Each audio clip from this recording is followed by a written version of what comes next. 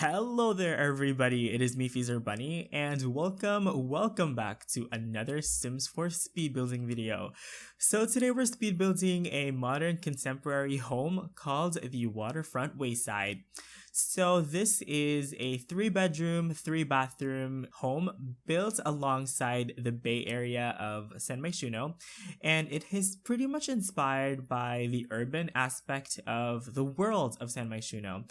And this home actually has amazing views of the water behind it and also of the spice market in front of it. So I tried to do a bunch of new things in this build that I've never done before. So you guys can see that this build actually has a really interesting floor plan. Most of the ground floor is actually unoccupied, and most of the living areas like the bedrooms and the living rooms and dining rooms are actually located on the second and third floors. I'm going to be talking more about that later, but I tried to do something fresh and different, and I think that it's always good to experiment sometimes. Speaking of experimenting, this is actually my third attempt at this build. Like literally I had a burst of OCD because the first couple of tries I did just did not work for me like whatsoever. It just was not working. So the third time I tried, you guys can see at the very beginning of this video, I was trying to do something different, and then like halfway through it, I got really frustrated and I bulldozed the entire lot, and interestingly enough, in a fit of rage, I came up with the final shape of this building. So basically the final design for the shape of this house is actually by pure coincidence, and that's actually a great way to come up with a design. Like you never know when your best ideas are gonna come. So one thing I've learned by doing YouTube for 4 years is just to keep the camera rolling, because you never know what to expect and you could never really expect what might happen, and that exactly happened. You guys can go ahead and rewind the video because it was just so funny. Like I was super frustrated because the third time I did it, I just did not feel the design like whatsoever. And then I just made like a bunch of different shapes and a bunch of different squares and put them all together. And I'm like, this actually doesn't look that bad. And I was like, okay, little did I know that that was actually going to be the final design for this. So really, really funny, but I think it's a great way to do this build. So anyway, I'm gonna go ahead and show you guys the first two attempts somewhere in the screen right here and here. The first one was just too boxy for me, so I immediately scrapped that idea. The second one had a little bit of promise, but I feel like it just had too much going on and it didn't feel effortless. I might recycle that design in the future into another build, so who knows, you guys probably haven't seen the last of it. So anyway, contemporary homes is or contemporary architecture is the architecture of today, basically. And contemporary architecture is actually a very, very broad spectrum of different styles. Every time I think of modern or contemporary architecture, I don't necessarily associate it with one specific style. It's really more about how it reflects the changing ideals of the people and the changing styles of how we live. And I think that more than the style itself, I think it's really about how you manipulate the space and how different it is from classical traditional architecture. Because I think that in modern architecture, open floor plans became more widespread, and that's definitely reflected in this build because the living room, dining room, and the kitchen are all in one room in an open floor plan, and it actually turned out really, really nice. And those 3 rooms are actually gonna occupy the topmost level of this, and they have absolutely magnificent views of the surrounding area. Like the bay is so beautiful at night, like it's amazing, and that bridge and the way it has like the lights and stuff, it's so beautiful. So I made sure that this house had premium gold quality, platinum quality views, and pretty awesome. I'm really, really happy with it. In fact, I'm so happy with it that I'm actually gonna do a little bit of a request for you guys. I don't really do this that often, but if you guys feel so, you guys don't have to do this, but I would like to ask you guys, if you can, to share this video, because I'm just really proud of it, and it would be so awesome for more people to see it. So maybe, leave a like, leave a comment, or share it with your friends or whatever, because that really helps out the channel. I know it's like shameless self-advertising, but I would like people to see this video and make their first impression of my channel based on this, because this is just a really, really good representation of my builds. The fact that, I don't really do specific styles. I don't necessarily stick to one style. I focus more on the quality and the attention to detail of my builds. You guys will always know if it's my builds because, of probably the way I decorate or the way I incorporate real life knowledge of architecture into my builds. So, there's I don't even know it myself, but there's something that connects all of my builds together. And I really feel like it's the effort that I put into it. And I'm trying to not toot my horn, but I've been thinking to myself, like, what have you been doing? Like, what is the trademark of your builds? And the only thing I can think of is just how much effort I put into it, and how I don't really compromise my ideas. If I don't like anything, I'm confident enough in my skills to just scrap the initial idea and to change it. I feel like not many people do that. Not many people will discard other former builds, but like I said, I don't really compromise my ideas. If I don't like anything, I will freely get rid of it and replace it with something better. And that's actually kind of why I decided to not push through with the initial 2 designs for this build, because basically the way I come up with, the way I do my design process is that I have like an emotion. Basically, I have like an emotion in my heart and in my mind that of how I want a build to feel, if that makes any sense. Like, if I'm doing an urban build, I imagine myself, having a cup of coffee, wearing a nice little sweater in a really cold climate. That's kind of like an emotion that I'm thinking of. And when I start building, I try to incorporate that into the builds, as weird as it may sound, but I try to incorporate that. And when I look at the builds and I don't feel the emotion that I was kind of intending to feel, then that's the point when I will decide to replace it, because it may seem very technical, and it is in a way, but it's also a lot of emotion. It's like, it's about your gut feeling. And sometimes when you feel like something's wrong and something's not right, then those are alarm bells. That is a red flag to kind of reevaluate what you've done and, change things for the better if necessary. Okay, I'm getting sidetracked once again, but basically there's a lot of black and white in this build. That is a recurring color scheme that I am going to be very consistent with all throughout this build. And actually, one really interesting detail is that there is a lot of horizontal emphasis in this build. You guys can see that if you look at this build, there's actually a lot of horizontal lines that really kind of like, that really kind of like reflect the fluidity of the bay and of the waters of San Myshuno, if that makes any sense. That's kind of like the concept that I was going for. So I tried to carry the horizontal aspect in the windows.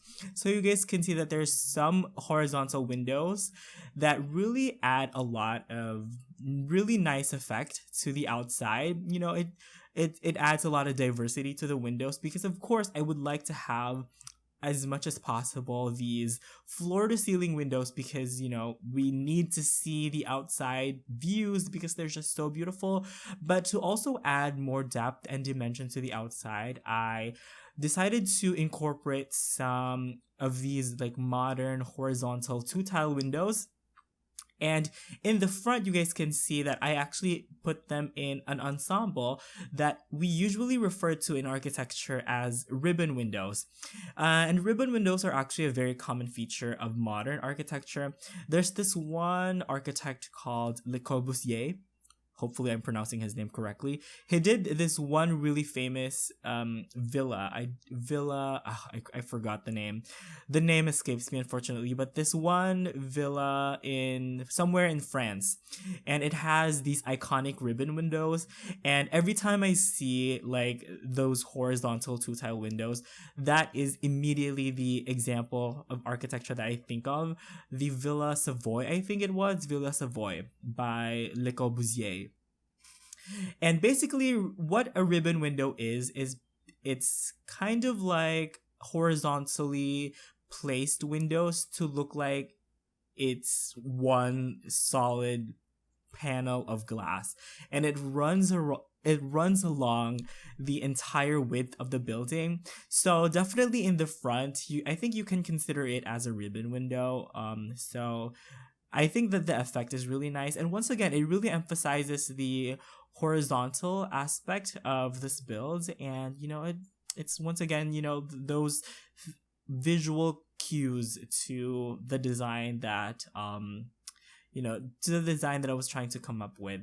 Once again, I'm getting too technical on this, but surprisingly, a lot of you guys really appreciated it when I'm getting too technical. When I sometimes get too technical, I'm still trying to find a good balance between being too technical and also just being casual and making it more conversational.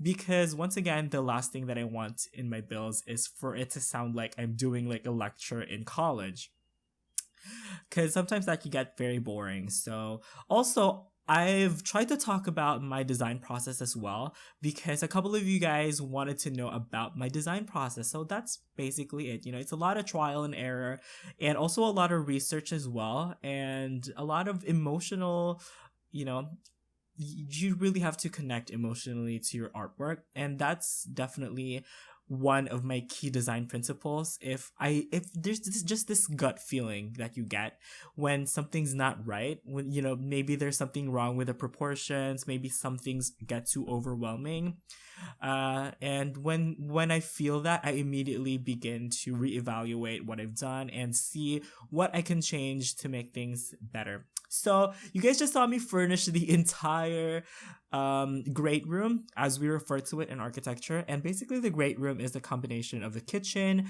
living room, and dining room all in one open plan space. So once again, I try to be consistent with my color scheme of mainly black and white with some colorful accents, but yeah. Over here we have 2 bedrooms, and the bedroom that we're furnishing right now is actually the kids' bedroom. So basically the person I imagine living here is a single parent, preferably a single mom, because that's what I imagine. It doesn't have to be a mom, it could be also a dad, whatever. But the single parent lives with their 2 children, and the kids are currently in college, so they don't spend a lot of time here at home. They are in university, and the kids have a particularly musical taste, if that makes any sense. They really like to play music, and they really like to play their instruments. So that is a theme that I tried to be consistent with in the kids' bedroom here. So there is going to be a piano, and there is going to be a guitar. I imagine one of the kids to be a piano player and the other one to be a guitar player. I don't know. Maybe they can have a band or something. But it was so tough to come up with a layout for this room, because it was just such a challenge. But eventually I did pull through, and I did figure out what to do with it. I just had to experiment a little bit with the furniture layout, but it turned out really nicely. The mom or the dad is actually kind of like a showbiz personality. I don't really know what specifically, but somebody who appears on TV, maybe like a news anchor or like a reporter, or maybe even an actor or an actress. So later on in their bedroom, we'll see some kind of aspects of that as well. But for the kids' bedroom, I just tried to make it more cluttered, I guess, and something that alludes to the fact that they're kind of like young adults that are trying to make their way up in this world. Maybe they can be starting a band or something. That would be pretty cool. So yeah. I love using these shelves because they add so much personality to every build. And yeah, a bunch of really nice posters here to add some more character to this bedroom. Yeah, and yeah, some also a few like space elements as well. We have that one rocket poster and we have that rocket lamp as well, which is, pretty awesome. I really like dropping those kinds of Easter eggs because, it gives you kind of like an idea of what the inside of the minds of these kids are. Like what they like and what they don't like, and what they're passionate about. Definitely when I was younger, I used to have a lot of those kind of toys that say a lot about my personality, and also my brother as well. So I wanted to bring that character and really personalize this room for those kinds of people. So yes, there is no computer in this bedroom, and I have a perfect justification for that. Basically, the kids are in college. They're not really in the computer that much. There is a gaming console in the living room, but basically what I had in mind was just that the boys have laptops instead of like actual desktop computers. So, maybe they can use the laptops in their beds if they're editing like a music video or something. So yeah, that is pretty cool. Also, the kids' bedroom was actually supposed to be the master bedroom, but then I realized that the bedroom next door was actually larger. So I decided to just move the master bedroom kind of like in a separate corner of its own. So basically the kids' bedroom and also this guest bedroom are the ones that are located next to each other.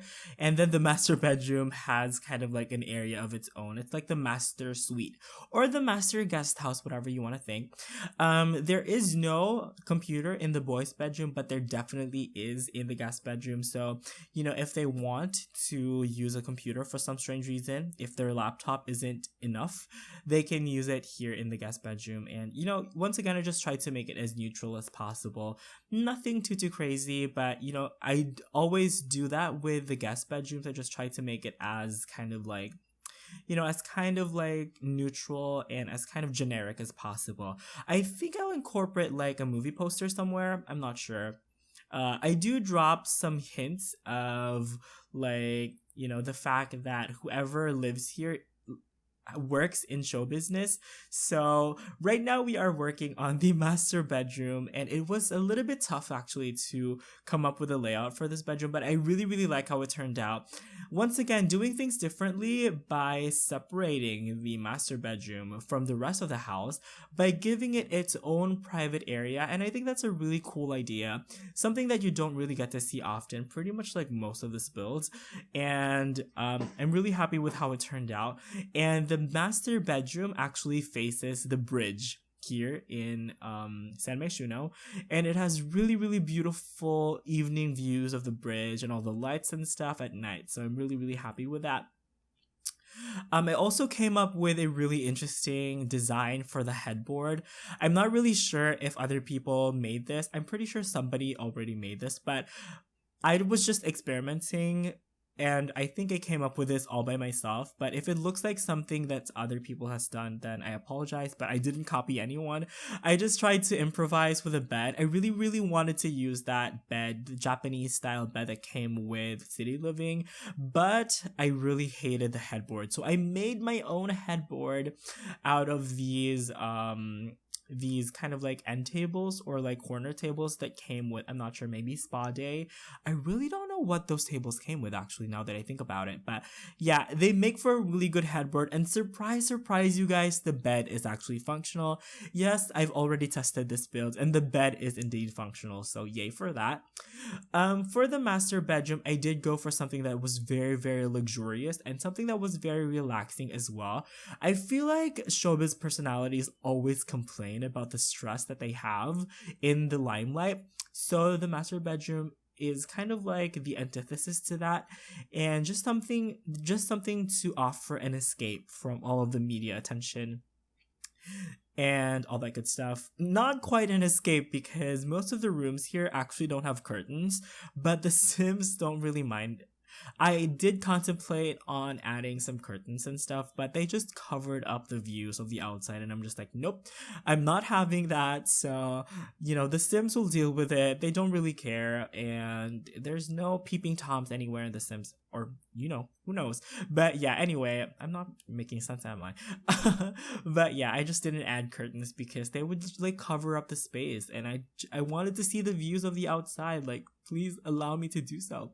But yeah, once again, trying to make the master bedroom look as relaxing as possible. There's a bunch of candles as well, all over the place, which I always say this, but it's always a huge fire hazard every time I leave like these bunch of candles, because sometimes I put them like right next to wooden items, and I'm just like, oh my gosh, what's gonna happen if the Sims light those? Like, literally, if this was realistic, we have, building codes, we have fire codes, we have water codes that we need to abide by, and I don't think that having those there would necessarily be legal. I'm not sure. Who knows? Maybe they're artificial candles that you can light. But over here, we have kind of like the office area of the actress or the actor or the news anchor. And I basically added a folder on top of the desk, and then the other pile of paper and envelopes is actually supposed to be, I'm using air quotes, but that is supposed to be fan mail from the admirers of whoever lives here. And, she is reading them, she's opening them, she is really dedicated to her work, and she really loves her supporters as well. So, yay. You guys can see me actually spend a lot of time over here in the master bathroom, but it actually turned out really nice. Once again, I didn't try to overwhelm it, and I didn't try to overly decorate it as well. I always leave a couple of walls in every room blank because I want to have, like, because I want some spaces for the eyes to rest, if that makes any sense. So, like, I think that sometimes when you hold back is when you really get the best results. And I actually deleted those bamboo plants because I just felt like there was one too many things happening here. So I just got rid of those. And I also used this one rug.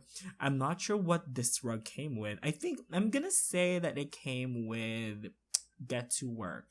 But this really nice kind of industrial looking rug. And I use that a lot. I use that a lot in the bathrooms, actually. So yes. And you guys can now see me furnish the balconies, and it's really interesting, but this house has particularly large balconies.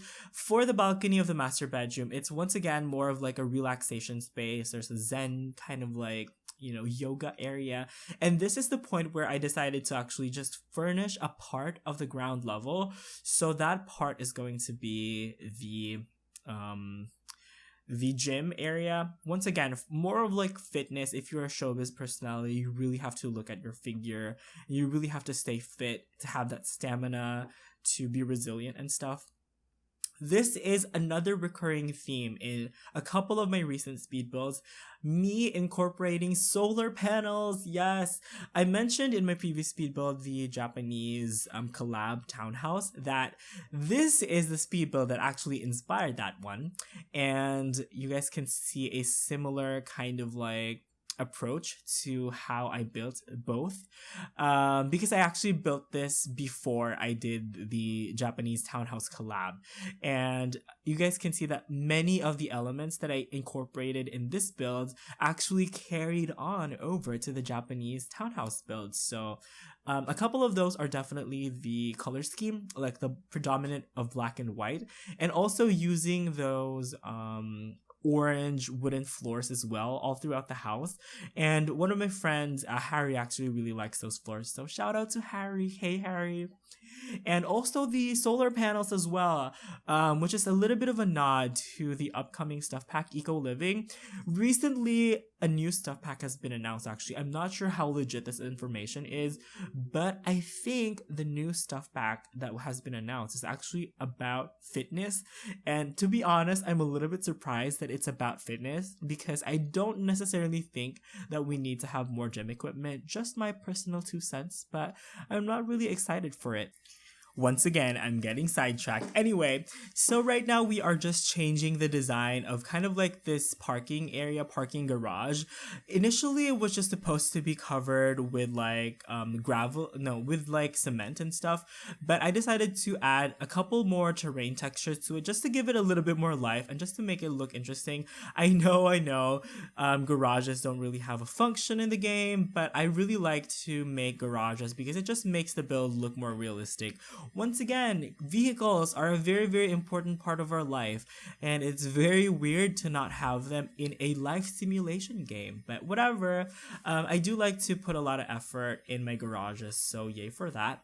It actually turned out really nice. I put like some gravelly textures and some earth textures as well. So yes, you guys can also have a little bit of an idea of how the landscaping is gonna look like from this area.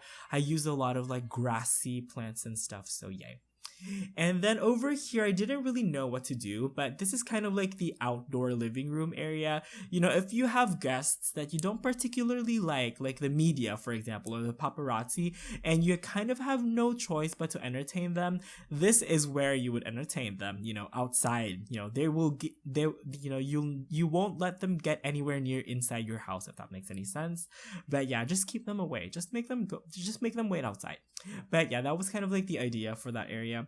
And then we are furnishing the only room underneath the second level. Underneath the second level. Well, the ground level, basically. I'm getting so distracted, you guys. But you know what? That's whatever. That's just me. You know, I have no focus whatsoever. That's why I'm really bad at math, because I cannot focus. Like, every time I try to solve an equation, I just forget, and I'm just like, okay, when does this end? Anyway, so yeah, for the gym, it's just honestly a bunch of gym equipment that I just tried to fit in with each other. And I didn't really hate the layout, but I also didn't love it as well. I just wanted to make it all functional, and it is functional. And, you know, I didn't use any move objects to place the items. So it's a pretty generic looking room, and that is pretty much it. You know, if you guys have Sims that live here that have a particular skill, or a particular like skill object that they need, then you can go ahead and switch out those gym equipment just to make it more personalized to your guys' Sims' personalities and and their skills and stuff. So yay. I will also add a bunch of clutter items to the gym and also to the hallway off camera. Once again, Freezer Bunny policy, I don't include the furnishing of the hallways and of the minor bathrooms because those just take so much time. So I just edit out that footage. I also threw in a nice little air conditioning vent machine thing because I feel like it just adds a little bit of realism here, and then incorporating some kind of like resort outdoor furniture. There's the hot tub, and there are these makeshift kind of like lounge chairs. I really miss the lounge chairs. They had a really nice animation in The Sims 2 where the Sims would like lounge and they would put their feet up. I really miss them. I honestly don't know why they're not in The Sims 4, but they're not. But so whatever. They're not in The Sims 4, pretty much like many of the other things. I'm throwing shade at The Sims 4, but whatever. Anyway, I did spend a lot of time actually figuring out what I wanted to do with kind of like this backyard area. But basically, this area is all about looking at the beautiful view of the bay of San Myshuno, and it looks really nice, especially during the sunset. San Myshuno in the sunset, you guys, is amazing. It's like the color of the sky changes from like blue to like this beautiful yellow orange color, and it's so beautiful, so freaking beautiful. And then over here, actually enlarged this balcony right here. Initially, it was only going to be 2 tile wide, but I made it into 3 tile wide, and then I actually incorporated a bar area, which I actually really like. I really like this area because, once again, it was totally not my plan to have this, but I just really impulsively incorporated that, and it actually turned out really nice. This part right here where I incorporate these plants to the grass roofs is actually inspired by something that a friend of mine, Devin Bumpkin, you guys might know him, Devin Bumpkin. But yeah, he does this in a lot of his modern builds where he uses these kind of like flat plant or grass textures. And yeah, it actually turned out really nice. I also enlarged a couple of those planter boxes, shelves, container things, and I placed them along the wall just to give it a little bit more decoration and to not make it too boring.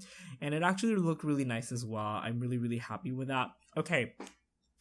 This is where I discovered this amazing light and how amazingly it lights up the dark areas of your house. Like, okay, so the outside of this house has a lot of like empty walls, and these lights really bring them to life at night. Look at how beautiful that is. I actually doubled up on some of those lights just to make their light a little bit brighter, but these lights came with Spa Day, and Spa Day actually came with a bunch of really good items, and these lights are just perfect. How beautiful is that, you guys? That looks so beautiful, right? Like, I've never seen anybody do that. Like, no shade, but I really haven't. And when I discovered those lights, I was just, oh my gosh, this is amazing. I'm just like, I was literally slow clapping. Literally slow clapping. I'm just like like Madam Fate, like fate has, like fate has really guided me to find those lights.